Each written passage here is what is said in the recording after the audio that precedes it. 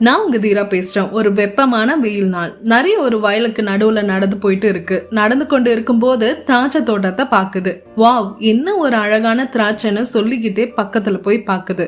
ஆனா அங்க சூழல் எப்படி இருக்கும்னு பாக்குது. ஏன்னா வேட்டைக்காரங்க இருந்தாலும் இருப்பாங்கன்னு நினைக்குது. நரியும் செக் பண்ணி பார்த்துட்டு சில திராட்சைகளையும் எடுக்கலான்னு முடிவெடுக்குது. முதல்ல மேல பார்த்து குதிக்குது. ஆனா திராட்சை ரொம்ப மேல இருக்கு. மறுபடியும் முயற்சி செய்யுது. எப்படி குதிச்சாலும் எடுக்க முடியல. சரி, ஓடி வந்து குதிக்கலான்னு முடிவெடுக்குது. கொஞ்சம் தூரம் பின்னாடி வந்து வேகமா ஓடி வந்து பாயுது. ஆனாலும் முடியல.